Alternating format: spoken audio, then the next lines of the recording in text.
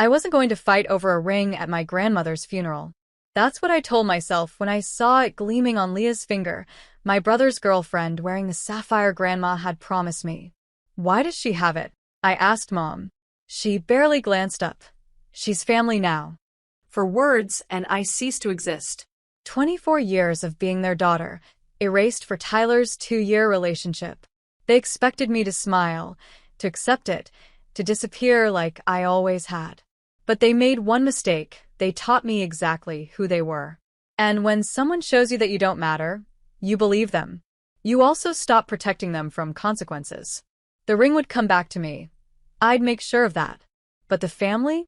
They could keep each other. The smell of vanilla and cinnamon still clings to my memories of Grandma's kitchen. I was 8 years old, standing on a wooden stool beside her, flour dusting my cheeks as we rolled out sugar cookies together. She'd hum old songs I didn't recognize, pausing every now and then to tap my nose with her finger, leaving a white spot that made her laugh. "Rachel, sweetheart," she'd say, her voice warm like the oven behind us, "you've got the magic touch. These cookies are perfect because you made them with love." It was during one of those afternoons, when the sunlight streamed through her lace curtains and painted golden patterns on the countertop, that she first showed me the ring.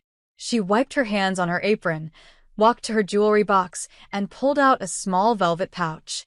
"Come here, little bird," she called, using the nickname only she ever used for me.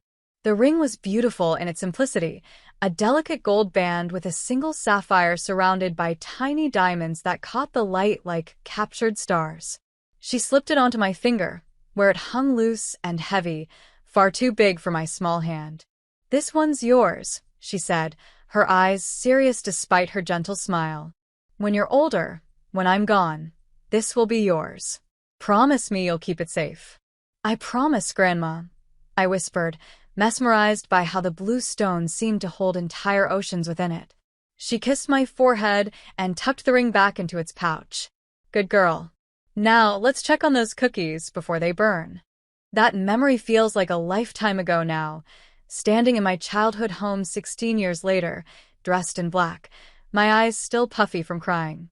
Grandma had passed 5 days ago, and the funeral this morning had been beautiful in that heartbreaking way funerals can be when someone was truly loved. The house buzzed with relatives I hadn't seen in years, all clutching paper plates loaded with casseroles and telling stories that started with, "Remember when Dorothy?" My parents moved through the crowd like practiced hosts, accepting condolences with grace.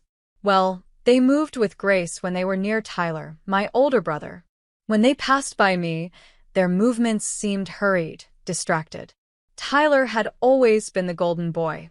3 years older, star athlete in high school, went to law school, made partner at 32.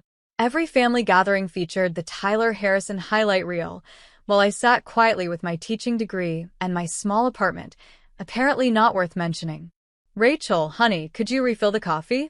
Mom called out, not really looking at me as she gripped Tyler's arm, introducing him to some distant cousin who needed to hear, again, about his latest courtroom victory. I made my way to the kitchen, grateful for the excuse to escape. The coffee maker gurgled as I added more grounds, and I stared out the window at Grandma's garden, now winter bare and waiting for spring that she wouldn't see. "Oh my God, Leah, that ring is absolutely stunning." My Aunt Sharon's voice carried from the dining room, and something in my chest tightened. I abandoned the coffee and walked toward the voices. There, at the center of a small group of admiring relatives, stood Leah Mitchell, Tyler's girlfriend of 2 years. She was everything our family seemed to value, tall, blonde, with that kind of effortless beauty that looked good even at funerals. She worked in marketing, had a laugh that could fill a room, and most importantly, she hung on Tyler's every word like he was dispensing wisdom from Mount Olympus. But it wasn't Leah that made my blood run cold. It was what she was wearing on her right hand. Grandma's ring. My ring.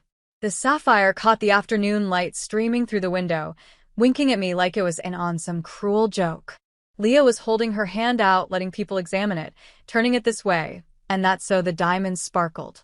It was Tyler's grandmother's, Leah was saying, her voice dripping with false reverence. She wanted me to have it. We were so close at the end. Close at the end? Leah had visited Grandma exactly 3 times in the nursing home. I'd been there every Tuesday and Thursday for the past year, reading to her, brushing her hair, holding her hand when the pain got bad. I must have made some sound because Tyler appeared at my elbow, his hand on my shoulder in what probably looked like comfort to anyone watching.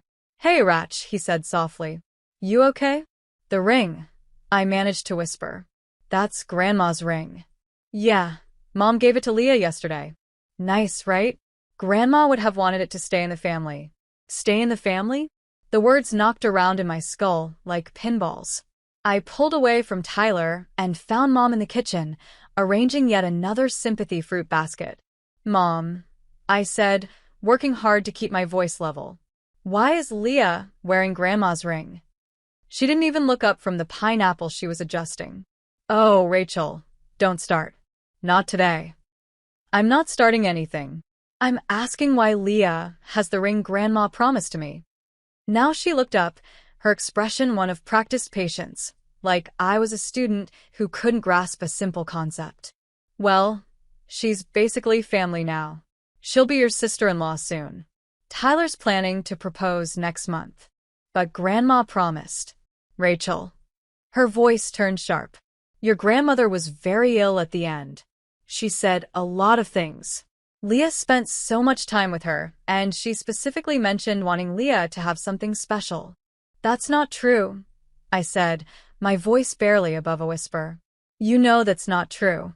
"What I know," Mom said, returning to her fruit arrangement, "is that Leah is about to officially join this family, and you need to be supportive of your brother. The ring looks beautiful on her. Let it go. Let it go." Like it was just some trinket. Like it wasn't the one thing Grandma had specifically promised to me. Like all those afternoons in her kitchen, all those secrets whispered between us, all those moments when she was the only one who seemed to really see me, like none of it mattered. I didn't say another word.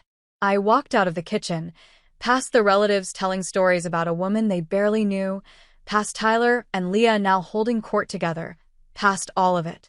I grabbed my coat and left. The drive home was a blur. My hands shook on the steering wheel, but it wasn't from sadness anymore. It was fury. Pure, crystallized fury at the casual way they'd erased me, erased Grandma's wishes, erased everything that ring meant. Back in my apartment, I sat on my bed and let myself remember another moment, this one from just 6 months ago.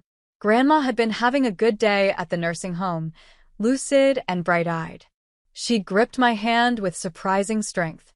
"You're the only one I trust with it," she'd said, her voice raspy but clear. "The ring, Rachel. If I'm not here, don't let them lie to you.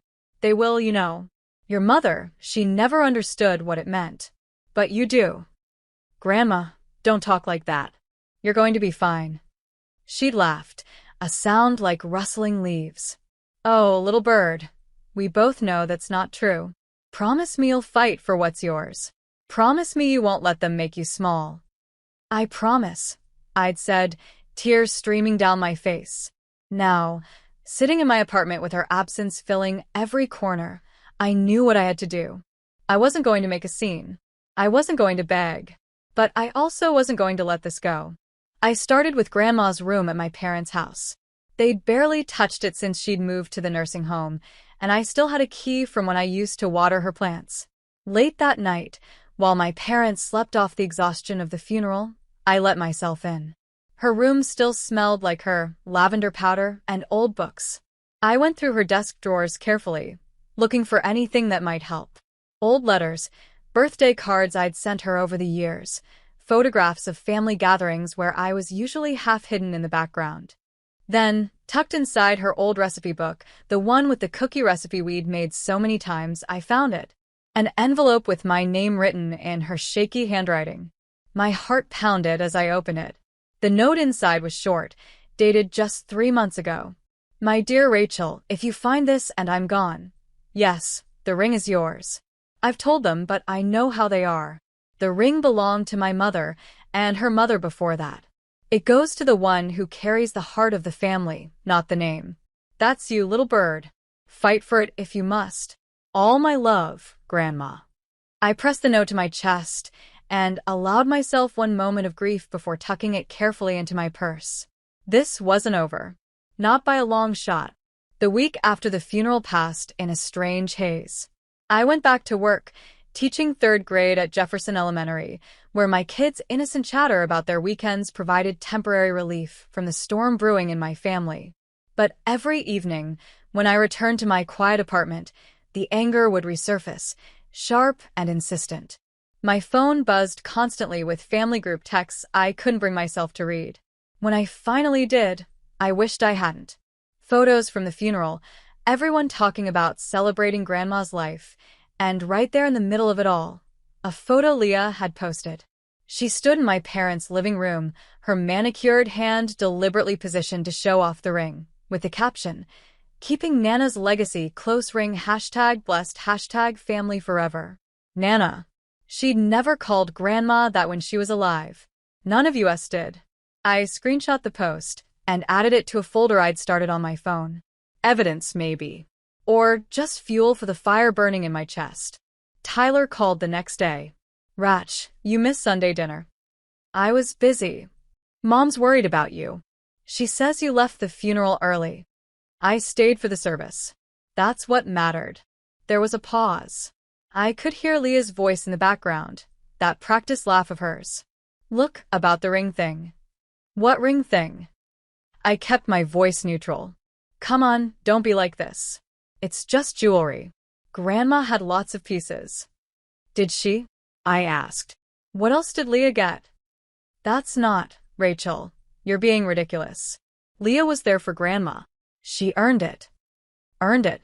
Like caring for your dying grandmother was a transaction. She visited 3 times, Tyler.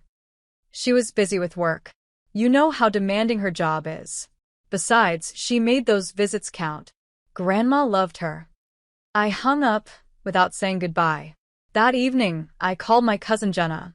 She lived 2 states away, but had always been the one other family member who seemed to exist on the periphery, like I did. Her mother was Mom's sister, but they'd had some falling out years ago that no one talked about. "Rachel, I've been thinking about you. How are you holding up?" "Honestly, not great." I told her everything about the ring, about Leah, about the note I'd found. Jenna was quiet for a long moment. "You know, I remember Grandma talking about that ring last year when I visited. She specifically said she was saving it for you. Said you were the only one who understood its real value. Would you be willing to write that down? Like, officially?" "Of course. Rachel, this is wrong. They can't just give away something that wasn't theirs to give." "Apparently they can." We talked for another hour, and Jenna mentioned something that made me sit up straighter. "Did you know Grandma had an email account?" Grandma barely knew how to use her flip phone. "No, one of the nurses at the home set it up for her. She wanted to be able to send pictures to everyone. I helped her with it a few times. I might still have the login information." My heart raced. "Can you check?" 2 days later, Jenna sent me the credentials. I logged in with shaking hands, scrolling through the sparse inbox. Mostly spam, a few forwards from the nursing home about activities, and then, there it was. An email to Jenna from a year ago. "Dear Jenna, thank you for helping me with this computer mail thing. I wanted to put this in writing while my mind is clear. I'm leaving my mother's ring to Rachel. It's hers by right and by promise. I've told her mother, but I don't trust she heard me. Rachel's getting the ring. It's hers. I've told them, but in case they forget. Love, Grandma Dorothy." I printed 3 copies immediately. The next step was harder. I found a lawyer, Ms. Patricia Lawson, who specialized in estate disputes. She was a small woman with sharp eyes who listened to my story without interrupting. "It's not a formal will," she said, examining the handwritten note and the email. "But it does establish clear intent. The question is whether you want to pursue this. Family disputes can get ugly." "It's already ugly," I said. "They just don't want to admit it." She drafted a formal letter requesting the return of the ring, citing the evidence of Grandma's wishes. "We'll send this to both Leah and your parents. Sometimes, official letterhead is enough to make people reconsider." It wasn't. Leah's response came through Tyler, of course. He showed up at my apartment on a Thursday evening, his face flushed with anger. Are you seriously threatening legal action? Against Leah? Against our family? I'm requesting the return of my property. Your property? He laughed, but it was harsh, bitter. Grandma's dead, Rachel. She can't own anything anymore, and that ring was given to Leah by Mom. End of story. Mom had no right. Mom had every right. She's the executor of the estate. God, Rachel, do you hear yourself? You're going to tear this family apart over some stupid ring. If it's so stupid, why won't Leah give it back? Tyler's jaw clenched. Because it was a gift. From Grandma, through Mom, to the woman I'm going to marry. The woman who's actually going to give this family grandchildren, who's going to carry on the Harrison name. I'm a Harrison too. Are you? Because you sure aren't acting like it. Leah's been nothing but kind to you, and this is how you repay her. Kind? She's wearing my ring and posting about it on Instagram like she won something. You know what? Tyler headed for the door. Leah was right. You're emotionally unstable. You're obsessed with being the victim. You always have been, even when we were kids. Nothing was ever good enough for Rachel. Well, guess what? Sometimes you don't get what you want. Grow up. The door slammed behind him, rattling the pictures on my wall. That night, Leah made a series of posts on social media. She never mentioned me by name, but the meaning was clear. Some people can't handle seeing others happy. Grief makes people do crazy things. Sending prayers for healing. Blessed to have a man who stands by me against anyone who tries to dim our light. Each post featured the ring prominently. Mom called the next morning, crying. Rachel, please. You're destroying this family. Is that what Grandma would have wanted? Grandma wanted me to have her mother's ring. That's what she wanted. You have to stop this. Leah's considering filing a harassment claim for requesting the return of stolen property. It wasn't stolen. Mom's voice turned shrill. I gave it to her. I'm your mother, and I'm telling you to drop this immediately. No. Then you're not welcome at family functions until you apologize. To all of us, but especially to Leah. I won't apologize for wanting what Grandma promised me. Then you've made your choice. The line went dead. I sat in the silence of my apartment, feeling the weight of what had just happened. I'd been officially exiled, cast out, for wanting something that was mine to begin with. My phone buzzed with a group family text. I almost didn't look, but curiosity won. Let's all just calm down. We're family. We need to work through this together with love and understanding. It was from Aunt Sharon, ever the peacemaker. The responses poured in, everyone agreeing, everyone preaching about forgiveness and family bonds. Not one person said what I needed to hear, that I was right, that this was wrong, that Grandma's wishes mattered. I left the group chat without a word. Ms. Lawson filed the official paperwork the following week. Leah would be served with a legal notice requesting the return of the ring based on the documented evidence of Grandma's intent. It wasn't a lawsuit yet, just a formal request. But it was enough to light a fire under everyone. The process server found Leah at her yoga studio on a Tuesday morning. According to Ms. Lawson, who heard from Leah's hastily hired attorney, she'd caused quite a scene, screaming about harassment and emotional distress in front of her entire Pilates class. Tyler called me 17 times that day. I didn't answer once. His voicemails progressed from angry to furious to almost unhinged. You actually did it. You actually served legal papers to my fiancé. This is insane, Rachel. Insane. You're dead to me. Do you hear me? Dead. Mom's having a panic attack. Are you happy now? Leah's crying. She won't stop crying. I'm going to make sure you regret this. Please just call me back. We can fix this. The last one was almost worse than the threats. That broken pleading in his voice, like I was the one who destroyed everything. Like I was the villain in this story. Mom's texts were more measured, but no less manipulative. Your father's blood pressure is through the roof. The whole church is talking about this. Your grandmother would be ashamed. Family doesn't sue family. You were always jealous of Tyler. This is what this is really about. That last one almost made me laugh. Was I jealous of Tyler? Of the constant attention, the praise, The way everything he did was golden while I remained invisible? Maybe once. But not anymore. Now I just wanted what was mine. Jenna flew in that weekend. She showed up at my door with a bottle of wine and a fierce hug. "You look terrible," she said with her characteristic honesty. "Thanks. You look great too."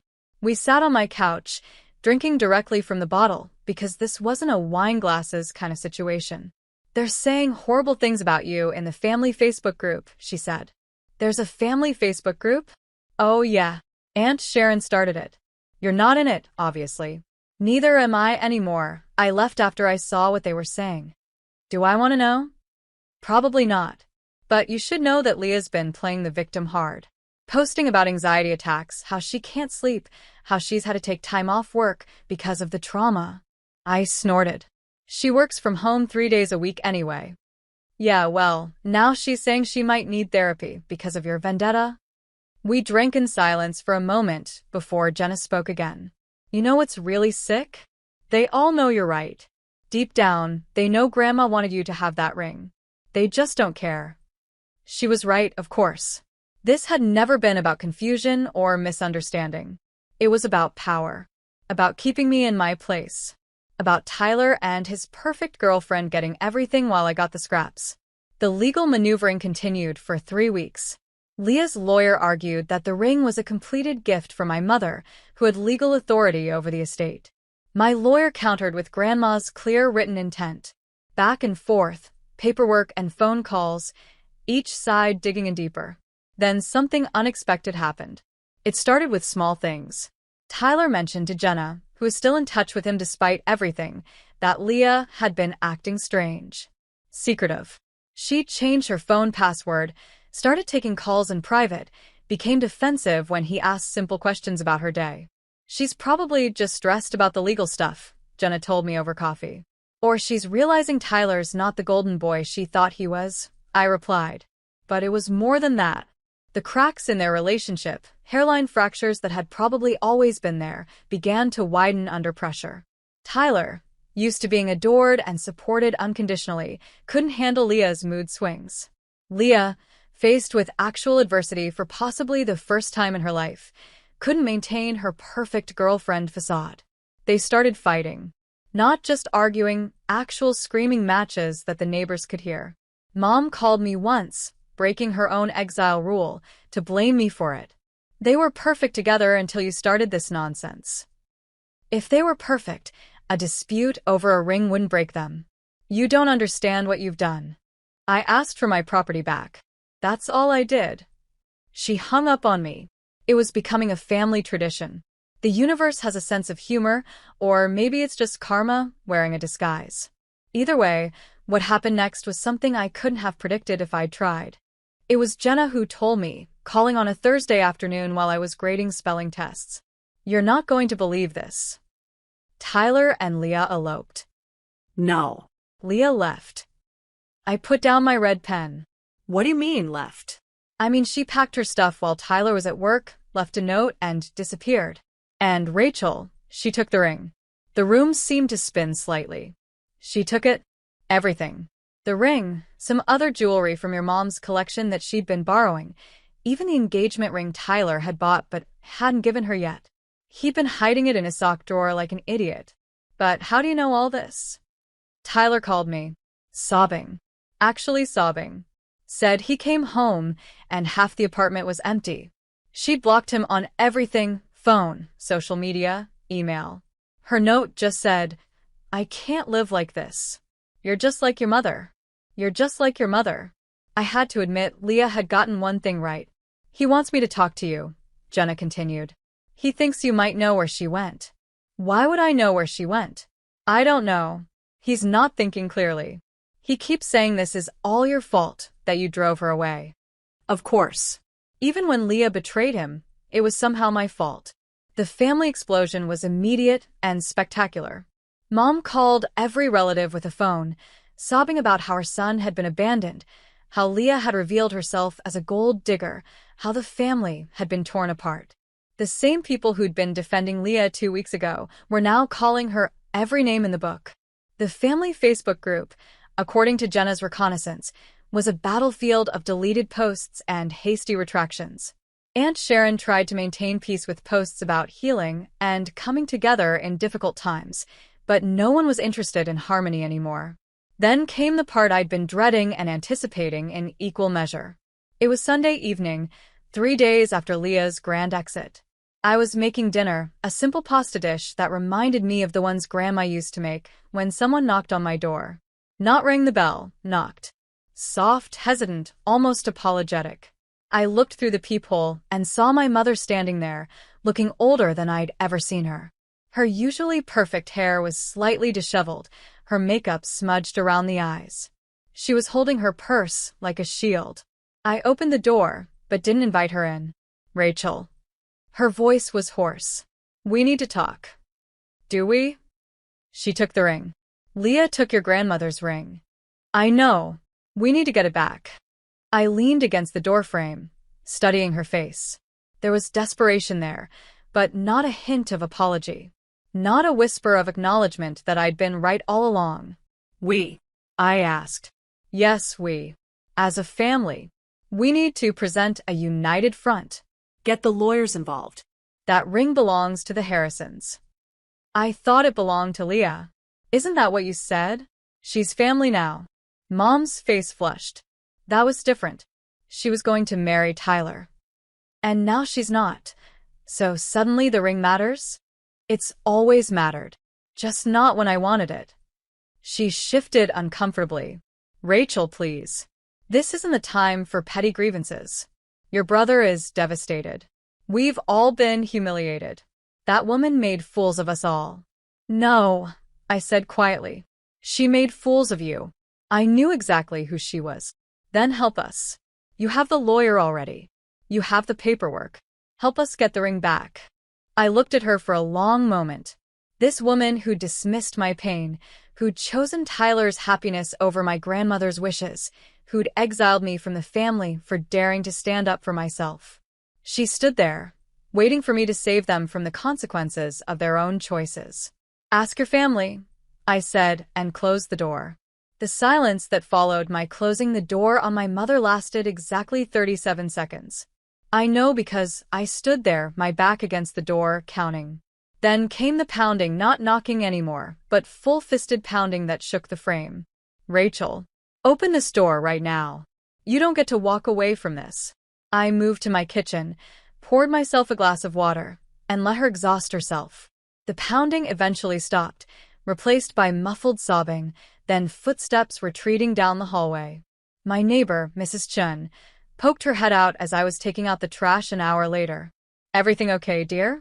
Sounded like quite the commotion. "Family drama," I said with a shrug that had become my default response. She nodded knowingly. The holidays always bring out the worst in people. Except it wasn't the holidays anymore.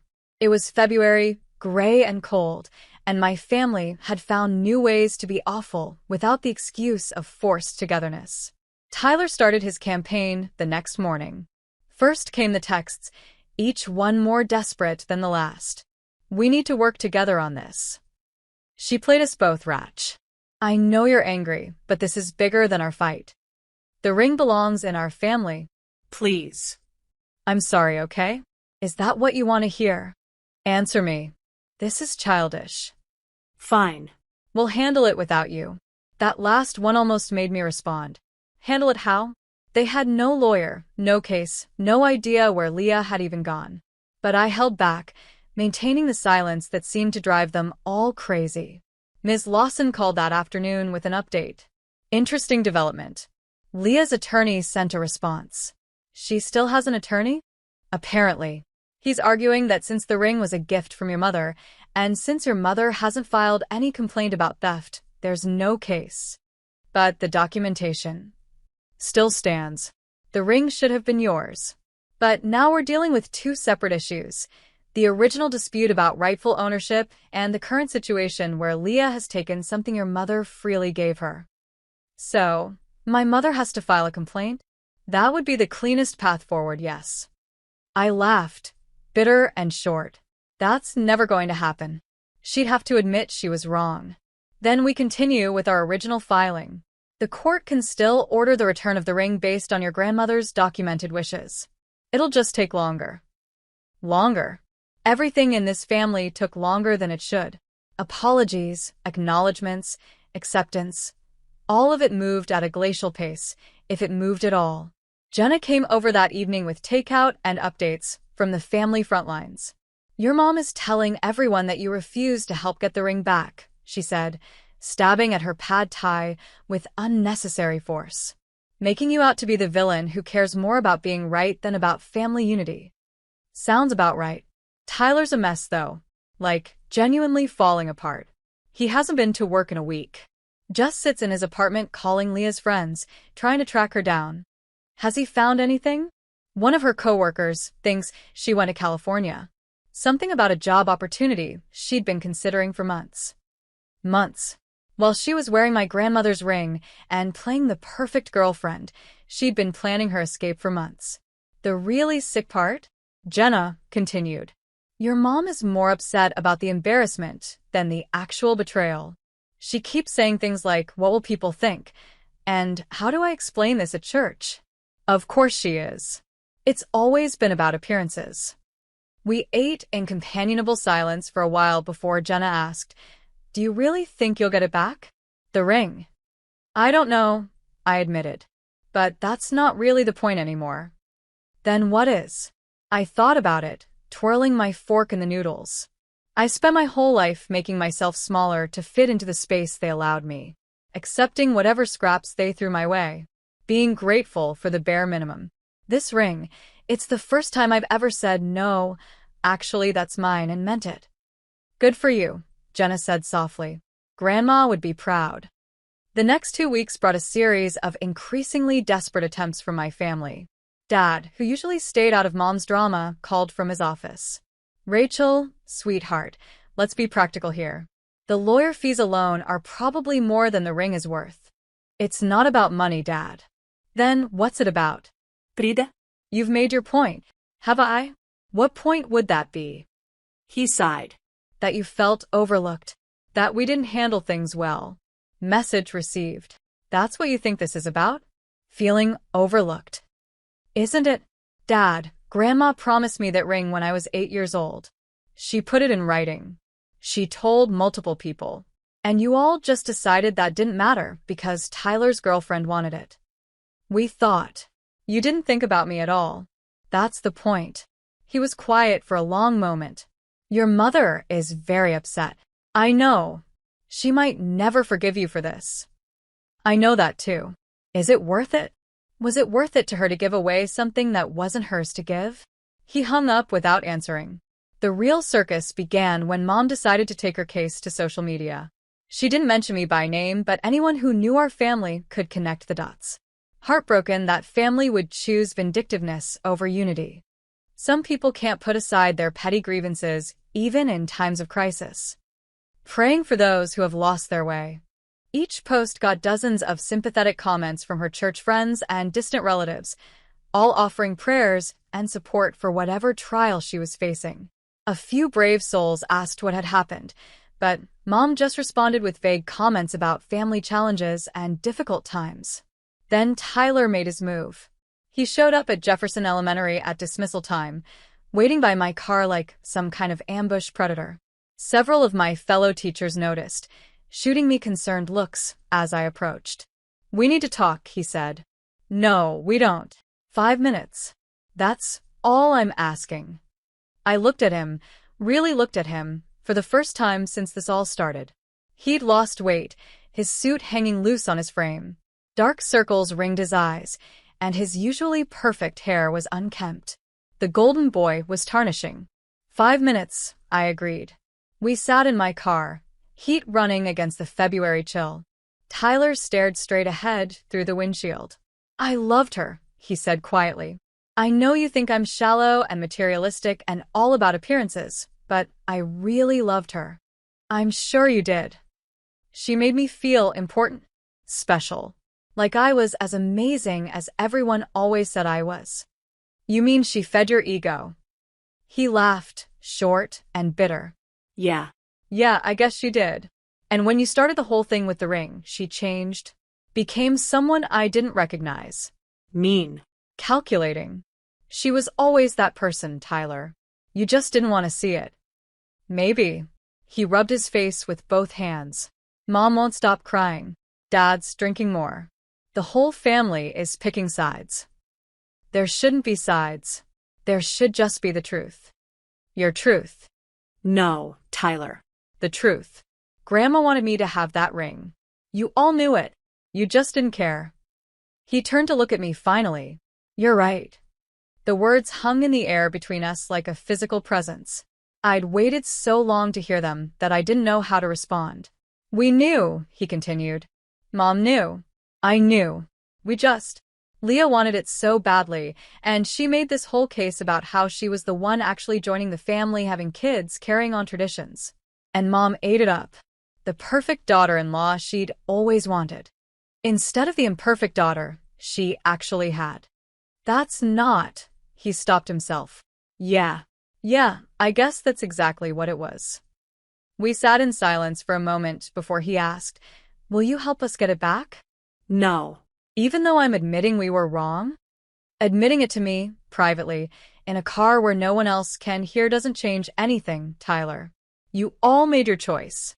You chose Leah over me, over Grandma's wishes, over doing the right thing.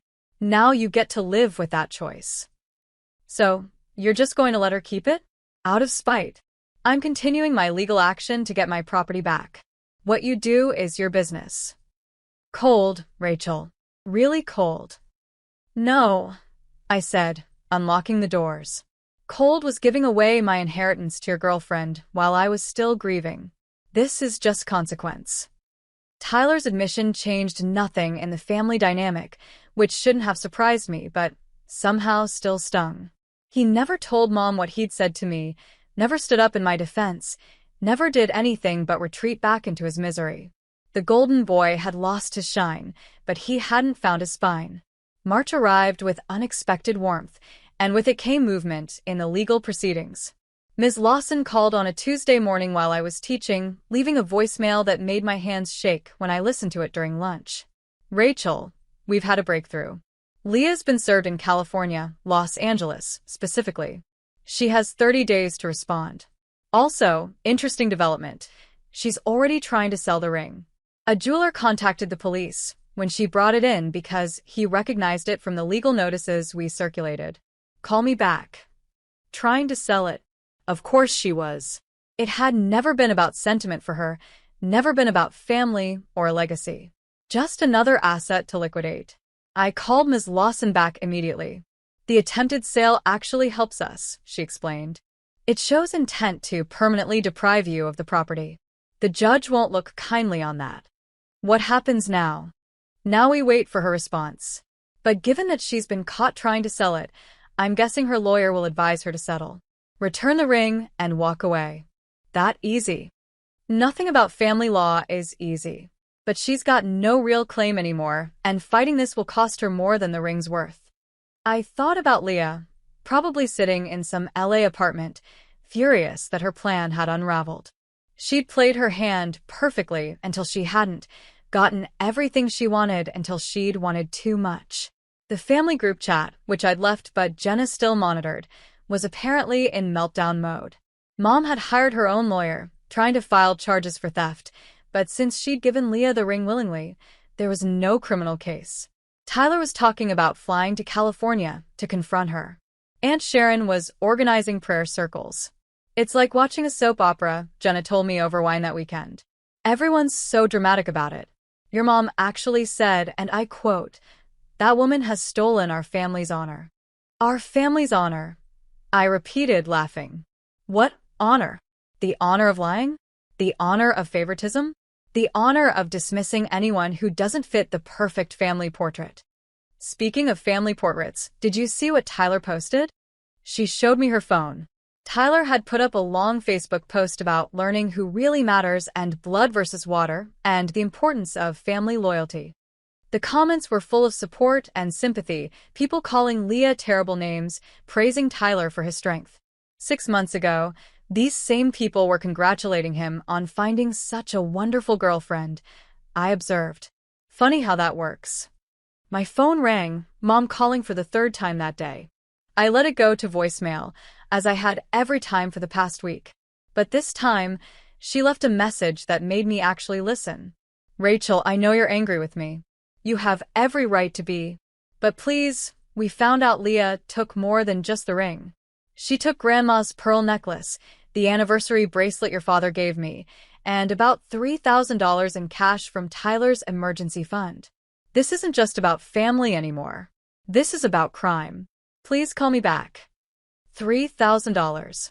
The pearl necklace I remembered Mom wearing to every special occasion. The anniversary bracelet Dad had saved for months to buy. Leah had been systematic, calculating, taking what she could while planning her exit. But I still didn't call back. Instead, I went to visit Grandma's grave. I hadn't been since the funeral, afraid of the emotions it would trigger. But now, standing in front of her headstone with fresh daffodils in my hand, I felt oddly calm. Hey, Grandma, I said quietly, arranging the flowers. So, funny story. Remember that ring you promised me? Well, it's been quite the adventure. I told her everything, sitting on the grass despite the dampness, talking to the stone like she was still there to listen. About the betrayal, the legal fight, Leah's escape, Tyler's breakdown, Mom's desperation. I'm not backing down, I finished. You told me not to let them make me small, and I'm not. Not anymore. The wind picked up, rustling through the cemetery trees, and for just a moment, I could swear I smelled vanilla and cinnamon. 2 weeks later, Ms. Lawson called with news. She's agreed to return the ring.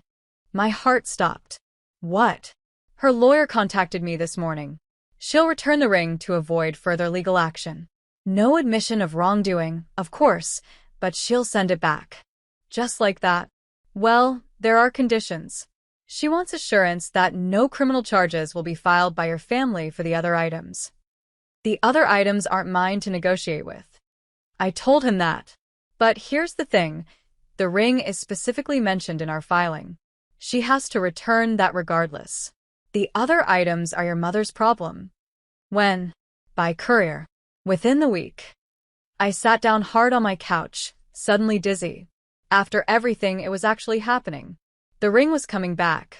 Rachel? Are you there? Yeah, I'm here. Thank you. You stood your ground. That's what made the difference. After we hung up, I didn't call anyone. Not Jenna, not my parents, not Tyler. I just sat in the quiet of my apartment, feeling the weight of what was about to happen. The ring was coming home, but the family that had surrounded it was broken beyond repair. The package arrived on a Thursday. I'd taken the day off work, somehow knowing it would come then. The doorbell rang at 10:43 a.m., and there stood a courier with a small padded envelope that required signature. My hands shook as I signed. The courier left, and I stood in my doorway holding the envelope, almost afraid to open it. Finally, I went to my kitchen table, sat down, and carefully tore open the seal. Inside was a small velvet pouch, the same one Grandma had kept it in. I turned it over, and the ring fell into my palm. The sapphire caught the morning light through my window, the tiny diamonds sparkling just as they had when I was 8 years old, standing in Grandma's kitchen covered in flour. There was no note, no apology, just the ring, returned like a library book, transactional and cold. I slipped it onto my right hand. It fit perfectly now. The family explosion when they found out was predictable. Mom called 15 times in an hour. Tyler sent a series of increasingly angry texts about how I'd negotiated behind their backs and let that thief get away with robbery. Dad sent a single message. Is it worth losing your family? But here's the thing. I hadn't lost my family. They'd lost me. They'd chosen to lose me the moment they decided my feelings, my inheritance, my relationship with Grandma meant less than keeping up appearances. I took a photo of the ring on my hand and sent it to Jenna with a simple caption. Home. She called immediately, crying. You did it. You actually did it. Grandma did it, I corrected. She knew this would happen. That's why she put it in writing. Are you going to tell them? They'll find out eventually. What about everything else she took?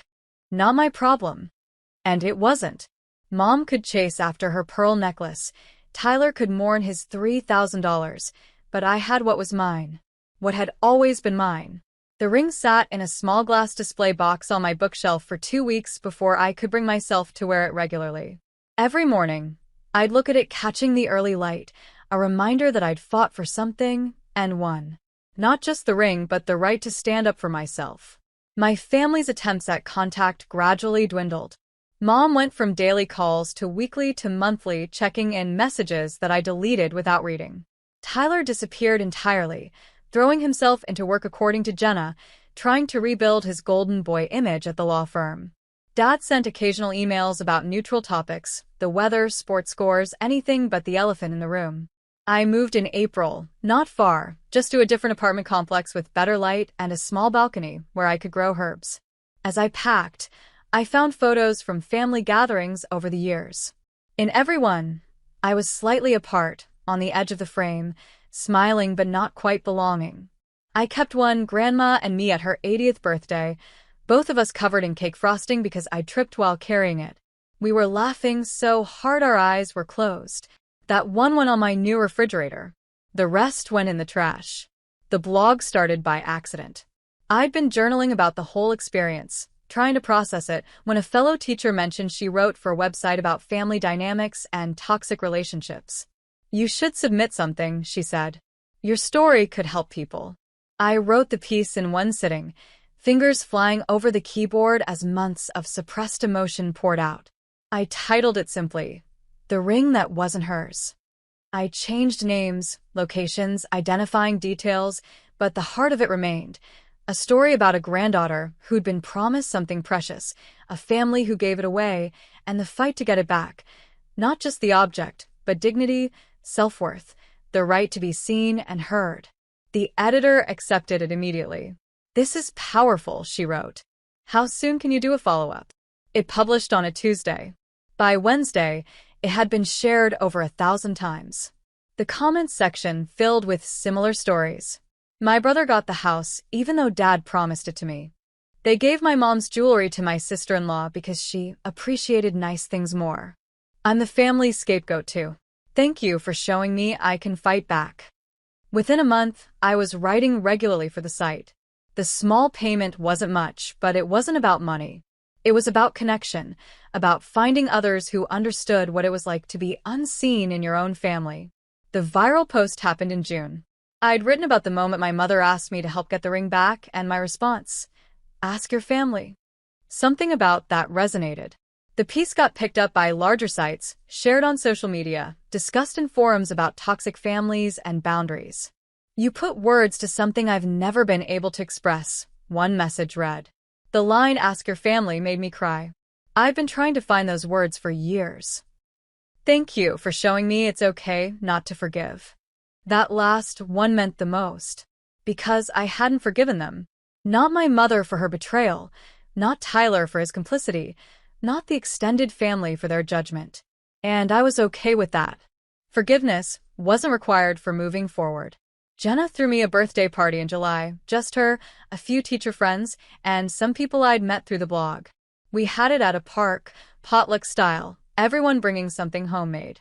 As I looked around at these people who'd chosen to celebrate with me, I realized I'd built something my biological family never gave me, a chosen family who saw me, valued me, supported me without conditions. Speech, someone called out as Jenna brought out a homemade cake, chocolate with vanilla frosting, decorated with terrible handwriting that said, "To the one who finally stopped apologizing for existing." I stood, feeling oddly emotional. I'm not good at speeches, I started, which got some laughs. But I guess I want to say thank you for being here, for seeing me, for never once asking me to make myself smaller to fit in your lives. Also for not giving your jewelry to random people. Jenna called out, which got bigger laughs. I held up my hand, the ring catching the afternoon sun. This ring caused so much pain, but it also freed me.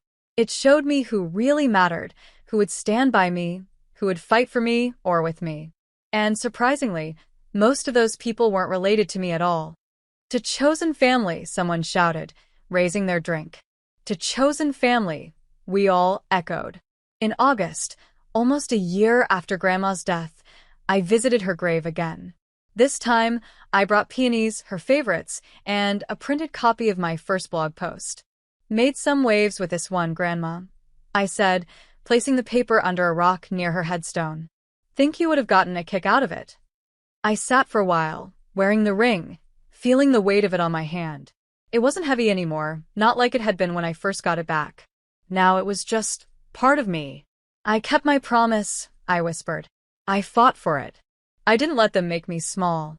The wind rustled through the cemetery, and a bird landed on Grandma's headstone, a little sparrow, tilting its head at me curiously. Little bird, I said softly, remembering her nickname for me. The sparrow chirped once, then flew away. Mom sent one last attempt at reconciliation in September, a long email about how time heals all wounds and family is forever, and we all made mistakes. She mentioned that Tyler was seeing someone new, someone more grounded, and that the family was moving forward. I wrote back a single line, I wish you all the best in your future endeavors. Corporate speak. Distant. Final. She didn't write again. The blog evolved into something bigger. A book deal materialized, small publisher, nothing fancy but mine. Reclaiming Your Story, When Family Becomes Toxic, would come out the following spring. I dedicated it to Grandma Dorothy, who taught me that love should never require you to shrink. At the book launch, held at a local bookstore, I looked out at the small crowd. Jenna in the front row, my teacher friends scattered throughout, some blog readers who'd become real friends, my editor, my new chosen family. Not a single blood relative in sight. And that was okay. More than okay, it was right. Someone asked during the Q&A, do you regret how things ended with your family? I thought about it, turning the ring on my finger, a habit I developed. I regret that they couldn't see me for who I was. I regret that it took losing something precious to realize I'd been losing myself for years trying to fit into their idea of family. But regret the ending? No. Sometimes endings are actually beginnings. What would you say to them if they were here? I smiled. They're not here. That's the point. They never really were. After the launch, I went home to my apartment, my space, my choices, my life. The ring caught the light from my reading lamp as I settled in with a book and a cup of tea. Tomorrow, I teach my third graders about standing up for themselves, about using their voices, about knowing their worth. I'd wear the ring, and maybe one of them would ask about it, and I'd tell them it was a gift from someone who loved me exactly as I was. My phone buzzed, Jenna sending pictures from the launch, friends congratulating me, readers sharing their own stories. Not a single message from the Harrisons. I looked at the ring one more time, then picked up my journal to write. They called her family. But you always knew the difference, didn't you, Grandma? Family shows up. Family fights for you, not with you.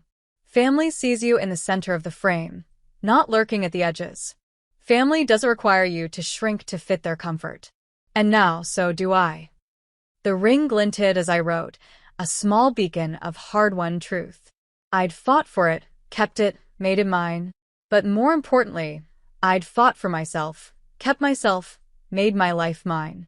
Legacy isn't inherited. It's built. And I was just getting started.